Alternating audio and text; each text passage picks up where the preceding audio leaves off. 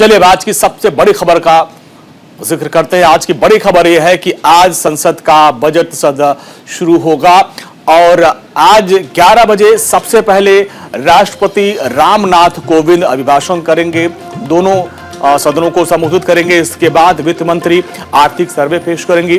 सभी सांसदों को हालांकि इस दौरान RT-PCR टेस्ट करना बेहद जरूरी होगा, क्योंकि लोकसभा के स्पीकर और राज्यसभा के सभापति महोदय ने खुद तैयारियों का जायजा लिया और सभी सांसदों से इस बात की अपील भी की है कि आप लोग RT-PCR टेस्ट करवा लें।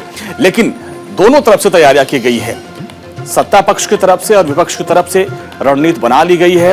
सुबह 11 बजे महामहिम राष्ट्रपति का अभिभाषण होगा। अभिभाषण के बाद फिर इकोनॉमिक सर्वे पेश किया जाएगा वित्त मंत्री की तरफ से, और सत्र की शुरुआत ही माना जा रहा है कि हंगामेदार हो सकती है, क्योंकि विपक्ष की अपनी तैयारी है। और आज थोड़ी देर बाद राष्ट्रपति रामनाथ कोविंद का अभिभाषण होगा। उसके बाद आर्थिक सर्वे को पेश किया जाएगा और इसमें आर्थिक सर्वे में इस बात का लेखा जोखा होगा कि भारत की अर्थव्यवस्था किस दौर से गुजर रही है और क्या पूरी रूपरेखा होगी। ये आर्थिक सर्वे में आज सदन के पटल पर पेश किया जाएगा। उसके पहले राष्ट्रपति महामहिम रामनाथ कोविंद का अभिभाषण होगा और हमारे संवाददाता गौरव विजय चौक से हमारे साथ जुड़े हुए हैं। गौरव, पल पल की अपडेट आप तक पहुंचाएंगे। गौरव, आज का दिन काफी बड़ा है। आज राष्ट्रपति के अभिभाषण के साथ जो है बजट सत्र की शुरुआत हो जाएगी। हालांकि हम देख रहे हैं कि सत्ता पक्ष और विपक्ष दोनों की अपनी तैयारियां हैं। देखिए, बिल्कुल सत्ता पक्ष और विपक्ष दोनों की अपनी तैयारियां हैं और जाहिर सी बात है आज से पार्लियामेंट का जो ये सेशन शुरू हो रहा है बहुत महत्वपूर्ण सेशन रहने वाला है, क्योंकि देखिए आज इसकी जब शुरुआत होगी तो इसकी शुरुआत में आज जो राष्ट्रपति हैं वो दोनों सदनों को संयुक्त रूप से संबोधित करेंगे, यानी कि उनका अभिभाषण होगा। हालांकि जो जानकारी मिल पा रही है, आज जब सत्र की शुरुआत होगी सुबह 10 बजे के आसपास प्रधानमंत्री नरेंद्र मोदी हमेशा की तरह एक प्रेस ब्रीफिंग करेंगे और एक संदेश देने की कोशिश करेंगे कि सदन को किस तरीके से गरिमामयी तरीके से सुचारू तरीके से चलाना है। क्योंकि देखिए आज आर्थिक सर्वेक्षण पेश किया जाएगा, वित्त मंत्री निर्मला सीतारमण मौजूद रहेंगी और चौथी बार वो इस आर्थिक सर्वेक्षण को पेश करेंगी वित्त मंत्री रहते हुए। अपने आप में बहुत सारी बातें जो हैं वो बहुत महत्वपूर्ण रहने वाली हैं, क्योंकि देखिए कोरोना काल से हमारा देश लगातार पिछले 2 सालों से, मैं कहूं पूरा देश जिस तरीके से जद्दोजहद के साथ आगे बढ़ रहा था, उसमें आर्थिक स्थितियां लगातार देश की अर्थव्यवस्था की जो है वो धरातल पर आकर के रुक गई थी। तो ऐसे में जब आर्थिक सर्वेक्षण आज पेश किया जाएगा तो ये पता चल पाएगा कि वास्तविक स्थिति क्या रही है अर्थव्यवस्था की। इसके अलावा अगर हम बात करें, सुबह 10 बजे प्रधानमंत्री जब प्रेस ब्रीफिंग कर देंगे, 10:55 पर राष्ट्रपति के पहुंचने का जो समय है पार्लियामेंट में वो बताया जा रहा है और 11 बजे राष्ट्रपति का संयुक्त अभिभाषण होगा। अभिभाषण के दौरान राष्ट्रपति बजट से जुड़ी हुई यानी कि अर्थव्यवस्था से जुड़े हुए मुद्दों पर भी अपनी बातों को रख सकते हैं। उसके बाद राष्ट्रपति के अभिभाषण के आधे घंटे बाद यानी कि 30 मिनट बाद से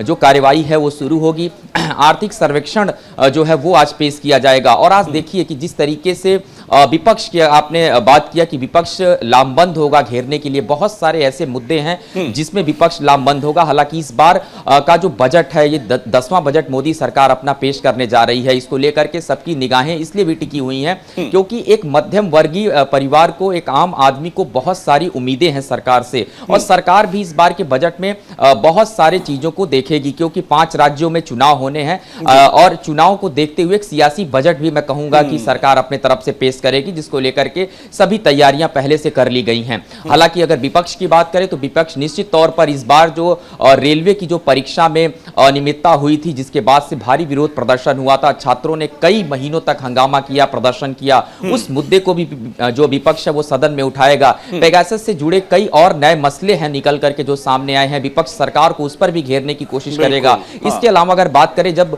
किसान आंदोलन चल रहा था तो किसान आंदोलन समाप्त हुआ और उसके बाद से उस पर कई ड्राफ्ट बनाने की जो बातें थी वो अभी तक नहीं हो पाई हैं। सर विपक्ष उन मुद्दों पर भी सरकार को घेरने का काम करेगा। और इसके अलावा अगर कांग्रेस की मैं बात करूं तो कांग्रेस साफ तौर पे चाइना के मुद्दे पर भी इस बार विपक्ष में कुछ नए सबूत देने वाला है, क्योंकि जिस तरीके से हमने देखा था पिछले दिनों हमारी भारत की सीमा से एक 17 वर्षीय मासूम का अपहरण हुआ था, चीनी सैनिकों ने किया था, उसके बाद से हालांकि उसको छुड़ा लिया गया सकुशल। ऐसे मुद्दों पर भी कांग्रेस जो है इस बार संसद के अंदर जो है हंगामा करते दिखेगी। हालांकि आज का दिन बेहद महत्वपूर्ण रहने वाला है, क्योंकि देश के लिहाज से आर्थिक सर्वेक्षण जो होता है वो कई सारी जो सदस्यों की टीम होती है, जो देश में अर्थव्यवस्था के जानकार होते हैं वो मिल करके तैयार करते हैं। और ऐसे में आज जब आर्थिक सर्वेक्षण पेश किया जाएगा तो इससे पता चलेगा कि दरअसल जो अर्थव्यवस्था की स्थिति है भारत के अंदर, देश के अंदर, वो किस करवट जाकर के बैठी हुई है। हालांकि इस बार के बजट को बनाते हुए कई चीजों का ध्यान रखा गया है। जो सोर्सेस बता रहे हैं कि इस बार का जो बजट होगा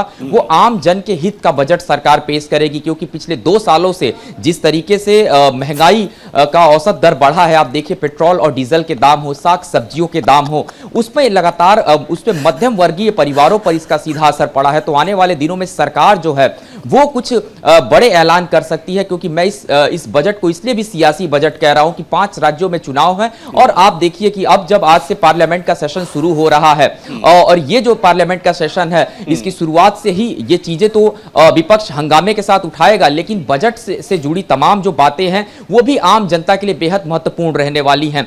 खास करके अगर हम बात करें इस बार का जो बजट है, क्योंकि ये देखिए 2 पार्ट में इस बार के बजट को पेश किया जा रहा है। एक तरफ कोरोना का जो महामारी का समय चल रहा है, ऐसे में कोविड गाइडलाइंस को फॉलो जो है वो किया जाएगा। और कोविड गाइडलाइंस को फॉलो करते हुए ही आज देखिए जो हॉल है लोकसभा के जो सांसद और राज्यसभा के सभी को सोशल डिस्टेंसिंग का पालन करते हुए सदन के अंदर बैठना है। और इसके अलावा अगर हम देखें 2 पार्ट में इसको पेश किया जाएगा। पहला पार्ट जो होगा वो जनवरी से फरवरी तक के बीच में होगा, उसके बाद मार्च और अप्रैल तक, यानी कि 2 पार्टों में इस बजट को पेश किया जाएगा। क्योंकि कोविड प्रोटोकॉल के तहत इस तरीके के जो फैसले हैं वो लिए गए हैं। अंजनी, ठीक है, तो आपने विस्तार से इस पूरी जानकारी को दिया कि आज क्या होना है सदन में। बहुत बहुत शुक्रिया इस पूरी बातचीत के लिए। अपडेट के लिए आपके पास आते रहेंगे, खबर पर नजर बनाए रखिए। चलिए, आज दिल्ली से एक और बड़ी खबर है। दिल्ली में चुनाव आयोग की आज बड़ी बैठक होने वाली है, जिसमें रोड शो और रैलियों पर पाबंदी लगेगी हटेगी, इस बात पर फैसला होगा। और 5 राज्यों में चूंकि चुनावी राज्य हैं वहां पर कई पाबंदियां चुनाव आयोग तरफ से लगाई गई हैं और एक हफ्ते का जो वो मियाद है वो बढ़ाई जाती है। ऐसे में आज एक बार फिर से ये अहम बैठक होने वाली है और हर बार हालांकि थोड़ी थोड़ी छूट मिलती है राजनीतिक दलों को। अब आज ये जो बैठक हो रही है उसमें देखना ये होगा कि क्या रैली पर छूट मिलेगी या कुछ पाबंदियां रहेंगी या कुछ उसमें सहूलियत दी जाएगी। ये आज की बड़ी खबर है। नमित त्यागी हमारे साथ, हमारे संवाददाता दिल्ली से मंडी हाउस से बने हुए हैं। नमित, आज का दिन भी काफी अहम माना जाएगा, क्योंकि हमने देखा कि इसके पहले जब जब चुनाव आयोग की बैठक हुई है तब तब राजनीतिक पार्टियों को थोड़ी थोड़ी ढील मिली है। तो आज ये क्या माना जाए, तमाम पार्टियां, कुछ पार्टी तो ऐसे, जैसे कि कल हम लोग बीएसपी के नेता से बात करें, उनको लग रहा था कि हो सकता है रैली करने की छूट मिल जाए, उनकी अपनी तैयारी है। तो आज इस बैठक में क्या उम्मीद है?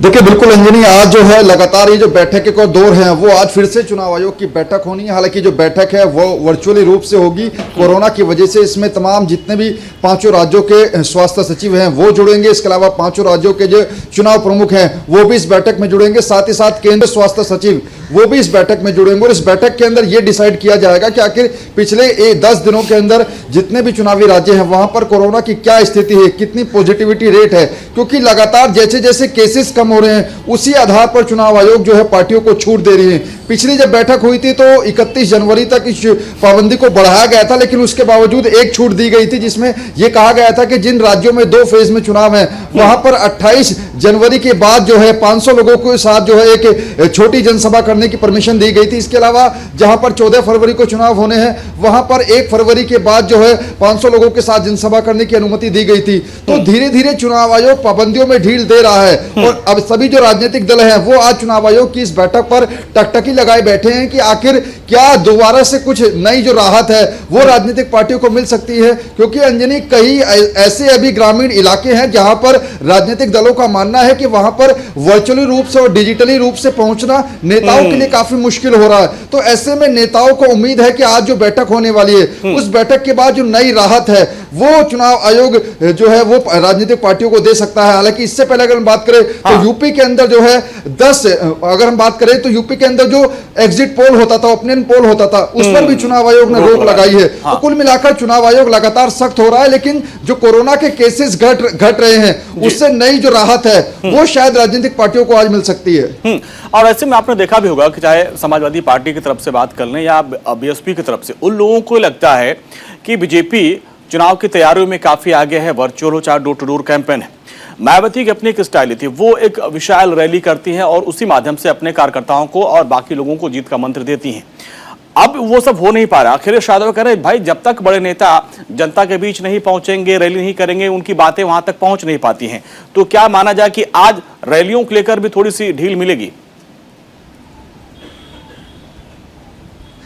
देखिए अंजनी, यहाँ पर दो बातें साफ है। पहला ये कि अगर हम पांचों राज्यों की बात करें तो वहां पर सबसे बड़ी पार्टी बीजेपी ही है और बीजेपी डिजिटली रूप से कितनी ज्यादा मजबूत है ये सबको भली भांति पता है। और यही वजह है कि जो तमाम जो दूसरी पार्टियां, चाहे समाजवादी पार्टी की बात करें या फिर बसपा की बात करें, वो लगातार यही कह रही हैं कि हम पूरी तरीके से लोगों तक नहीं पहुंच पा रहे हैं डिजिटली रूप से। तो ऐसे में जो छोटी पार्टियां हैं उनको उम्मीद है कि सरकार, जो चुनाव आयोग है, वो आज राजनीतिक पार्टियों को जो है वो ज्यादा छूट देगा। क्योंकि अगर हम बीजेपी की बात करें तो डोर टू डोर जो कैंपेन करने की छूट चुनाव आयोग ने दी है, उसके बाद लगातार जो बीजेपी के बड़े दिग्गज नेता हैं, केंद्रीय मंत्री, गृह मंत्री अमित शाह की बात करें या फिर बड़े जो तमाम मंत्री हैं, वो पश्चिम उत्तर प्रदेश के अंदर लगातार डोर टू डोर कैंपेन कर रहे हैं। और उसका नतीजा भी है कि जो अब लगातार जो पिछले कुछ दिनों में जो बीजेपी का जो ग्राफ है वो पश्चिम उत्तर प्रदेश के अंदर नमित नजर बनाए रखिए इस खबर पे। बहुत बहुत शुक्रिया इस पूरी बातचीत के लिए। महत्वपूर्ण बैठक होने वाली है चुनाव आयोग की।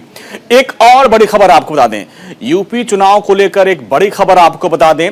प्रधानमंत्री नरेंद्र मोदी की वर्चुअल एंट्री हो रही है। चुनाव की तारीखों के ऐलान के बाद प्रधानमंत्री नरेंद्र मोदी पश्चिमी यूपी के 5 जिलों की 21 विधानसभा सीटों पर आज वर्चुअली अपने कार्यकर्ताओं को संबोधित करेंगे। करीब 1:30 बजे का कार्यक्रम है। 1:30 बजे वो 5 जिलों की 21 विधानसभा के लिए वो कार्यक्रम है उनका। सहारनपुर, शामली, मुजफ्फरनगर में वर्चुअल कार्यक्रम होगा।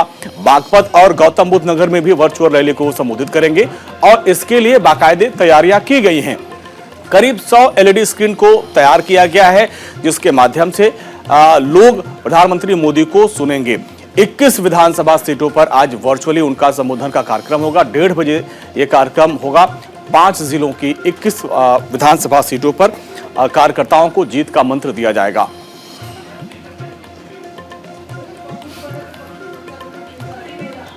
और यूपी चुनाव से जुड़ी आज की एक और बड़ी खबर आपको बता दें, मुख्यमंत्री योगी आदित्यनाथ आज आगरा दौरे पर रहेंगे और यहां पर जो उनका कार्यक्रम है वो प्रभावी मतदाता संवाद कार्यक्रम होगा।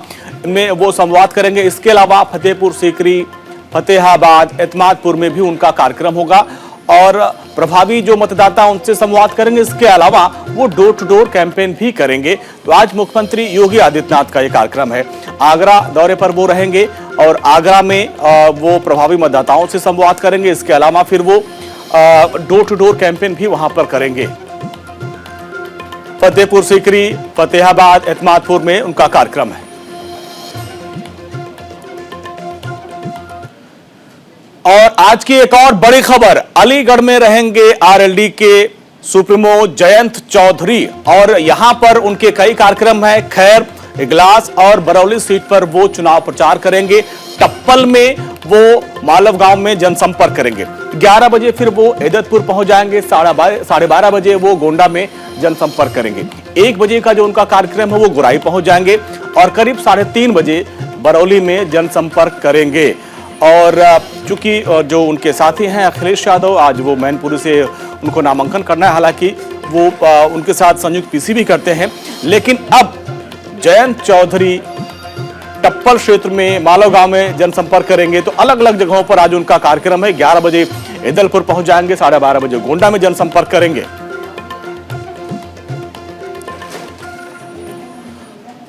और आज की एक और सबसे बड़ी खबर बता दें आपको, समाजवादी पार्टी के सुप्रीमो मैनपुरी की करहल सीट से नामांकन दाखिल करेंगे। अखिलेश यादव पहली बार विधानसभा चुनाव लड़ रहे हैं और ऐसे में यह माना जा रहा है कि परिवार के सभी बड़े सदस्य उनके साथ जाएंगे नामांकन के लिए। बताया जा रहा है कि सफाई से वो मैनपुरी जाएंगे करहल होते हुए और वहां पर जो है रामगोपाल यादव, शिवपाल यादव और परिवार के जो बड़े सदस्य हैं, माना जा रहा है कि वो उनके साथ वहां पे रहेंगे और नामांकन दाखिल करेंगे। आजमगढ़ के वो सांसद हैं, लेकिन इस बार वो विधानसभा चुनाव मैनपुरी के करहल से लड़ रहे हैं। और हमारे सहयोगी शेखर आनंद त्रिवेदी मैनपुरी पहुंचे हुए हैं। शेखर, आज बड़ा महत्वपूर्ण हो जाता है क्योंकि जब मुख्यमंत्री योगी आदित्यनाथ के चुनाव लड़ने की बात सामने आई थी तो बीजेपी की तरफ से चैलेंज किया गया था कि भाई आप भी मैदान में उतरिए। अब वो मैदान में उतर रहे हैं और आज नामांकन का कार्यक्रम, इस नामांकन के कार्यक्रम को समाजवादी पार्टी की तरफ से भव्य बनाने की पूरी तैयारी है। तो क्या तैयारी है उनकी? देखिए अंजनी, इसमें कोई दो राय नहीं है कि अखिलेश जब विधानसभा चुनाव लड़ रहे हैं और मैनपुरी जो उनके पिता की कर्मभूमि कही जाती है, कर्मभूमि रही है, यहीं पर मुलायम सिंह यादव ने अपनी एजुकेशन ली जैन इंटर कॉलेज में और उसके बाद वो यहीं पर अध्यापक हुए। यहीं पर उन्हें नथू जी मिले और वही उन्हें पॉलिटिक्स में लेके आए। तो ये मैनपुरी मुलायम सिंह यादव की कर्मभूमि है। अब अखिलेश यादव जीवन का पहला विधानसभा चुनाव लड़ रहे हैं। उन्होंने मैनपुरी को चुना है। मैनपुरी में 4 विधानसभाएं हैं जिसमें उन्होंने करहल को चुना है। करहल में करीब 3,71,000 वोटर है। इसमें से 1,44,000 के आसपास यादव वोटर है और इसके बाद 33,000 के आसपास शाक्य हैं, 14,000 के आसपास ब्राह्मण हैं, 14,000 के आसपास ही राजपूत हैं। तो इस तरीके से ये पूरा यहाँ पर कॉम्बिनेशन है। तो जो संख्या है उससे समझा जा सकता है कि 1,44,000 जो यादव हैं और मैनपुरी चूंकि मुलायम सिंह की कर्मभूमि रही है, इसलिए ये एक बहुत ही सेफ किला है समाजवादी पार्टी का, जहां पर अखिलेश यादव आज अपना नामांकन दाखिल करेंगे। जहां तक भव्यता के बात है तो कोई दो राय नहीं है, ये इनका गढ़ है, कर्मभूमि है, बगल में इटावा है। तो इस लिहाज से यहाँ पर कार्यक्रम बहुत बड़े पैमाने पर भी हो सकता था, लेकिन कोविड गाइडलाइंस का पालन करते हुए, जैसा कि समाजवादी पार्टी के लोगों ने बताया है कि वो कोई बहुत भव्य या विशाल आयोजन नहीं करेंगे और सोशल डिस्टेंसिंग और कोविड गाइडलाइंस का पालन करेंगे। लेकिन समाजवादी पार्टी का जो सिस्टम रहा है वो भी हमने देखा है। कई बार उनके कार्यकर्ता भावावेश में आते हैं, भाव विभोर हो जाते हैं और उसके बाद जो नजारा बनता है वो नेताजी तो रोक लेते थे, अखिलेश यादव थोड़ा सा कम रोक पाते हैं, रोक वो भी लेते हैं लेकिन उनको 2 बार 3 बार कहना पड़ता है। उनके जो प्रस्तावक होंगे वो कौन होंगे? क्या रामगोपाल जी, शिवपाल जी होंगे या कोई और प्रस्तावक उनके होंगे इस बार? बिल्कुल, हमारे साथ में देखिए यहाँ पर प्रमोद जी हैं, हमारे साथ लगातार ये मैनपुरी को कवर करते हैं, हम इनसे चर्चा करते हैं। प्रमोद जी, 2 चीजें हैं। एक तो ये कि अखिलेश यादव के जो प्रस्तावक हैं वो कौन होंगे जब अपना नामांकन वो करेंगे। दूसरा, एडमिनिस्ट्रेशन की तरफ से किस तरीके की नजर रखी जा रही है पूरे इस सिनेरियो पे? देखिए शेखर जी, आपको बता दूं कि जो प्रशासन है पूरी मुस्तैदी से तैनात है और पुलिस प्रशासन ने भी चप्पे चप्पे पर नज़र बना रखी है। जिला मुख्यालय पर जहां नामांकन प्रक्रिया चल रही है वहाँ भारी संख्या में पुलिस बल मौजूद है और जो भी गाइडलाइंस है चुनाव आयोग की उसी के मद्देनज़र रखते हुए लोगों को अंदर जाने की अनुमति दी जा रही है। आज पूर्व मुख्यमंत्री अखिलेश यादव का नामांकन होना है तो जाहिर सी बात है कि पुलिस प्रशासन आज और ज़्यादा सक्रियता दिखाई दे रही है और आज उनके समर्थक और वो लोग सब बाहर रह जाते हैं जितने भी आएंगे और उसके अंदर जाने की अनुमति उनके प्रस्तावक जो भी है अभी जैसे पूर्व चलिए शेखर, समय इतना ही है। बहुत बहुत शुक्रिया। अपडेट के लिए आपके पास आएंगे और पूर्व मुख्यमंत्री अखिलेश यादव के कार्यक्रम की एक एक जानकारी सबसे पहले आप तक हम पहुंचाते रहेंगे। पंजाब की सियासत की बात करते हैं। पंजाब की सियासत में आज बड़ा दिन है क्योंकि आज तमाम जो बड़े दिग्गज हैं वो नामांकन दाखिल करेंगे। आज पंजाब के मुख्यमंत्री चन्नी नामांकन दाखिल करेंगे। भदौर सीट से वो चुनाव लड़ रहे हैं, वहां नामांकन दाखिल करेंगे। चरणजीत सिंह चन्नी इस बार 2 सीटों पर चुनाव लड़ रहे हैं। चरणजीत सिंह चन्नी चमकौर साहिब से और भदौर से चुनाव लड़ रहे हैं और आज भदौर से वो नामांकन दाखिल करेंगे। इसके अलावा पूर्व मुख्यमंत्री कैप्टन अमरिंदर सिंह भी आज नामांकन दाखिल करेंगे। पटियाला से वो चुनाव लड़ रहे हैं, पटियाला से वो नामांकन दाखिल करेंगे और 11 बजे का उनका कार्यक्रम है। 11 बजे पंजाब लोक कांग्रेस से वो नामांकन दाखिल करेंगे। इसके अलावा शिरोमणि अकाली दल के सुप्रीमो सुखबीर बादल भी आज नामांकन दाखिल करेंगे। जलालाबाद सीट से वो नामांकन दाखिल करेंगे सुखबीर सिंह बादल। तो आज ये दिग्गज हैं जो आज नामांकन दाखिल करेंगे। तो पंजाब की सियासत की ये तस्वीरें आप देखिए। पंजाब में नॉमिनेशन का दौर शुरू हो चुका है। पंजाब से पटियाला से कैप्टन अमरिंदर सिंह, भदौर से चन्नी, जलालाबाद से सुखबीर बादल और प्रकाश बादल भी आज नामांकन करेंगे। और कुलवीर दीवान हमारे साथ, हमारे सहयोगी चंडीगढ़ जुड़े हैं। कुलवीर, आज पंजाब की सियासत में बड़ा दिन है। आज तमाम जो दिग्गज हैं वो नामांकन कर रहे हैं। देखिए बिल्कुल, क्योंकि एक ही चरण में पंजाब में चुनाव होने हैं, लिहाजा कल यानी 1 फरवरी को नामांकन पत्र दाखिल करने की आखिरी तारीख है और अभी तक 619 लोग उम्मीदवार जो हैं वो अपना नामांकन पत्र दाखिल कर चुके हैं और अब 2 दिनों में एक जितने भी उम्मीदवार मैदान में उतरना चाह रहे हैं चुनाव के, वो अपना नामांकन दाखिल करेंगे। और आज खास बात यह है कि जो दिग्गज हैं पंजाब की राजनीति के, चाहे वो अमरिंदर सिंह हो, पूर्व मुख्यमंत्री प्रकाश सिंह बादल हो, सुखबीर बादल हो या फिर चरणजीत सिंह चन्नी जो कि 2 विधानसभा सीटों से चुनाव लड़ रहे हैं, ये तमाम चारों बड़े नेता पंजाब की राजनीति के आज अपना नामांकन पत्र दाखिल करेंगे। जी चलिए कुलवीर, बहुत बहुत शुक्रिया इस पूरी बातचीत के लिए।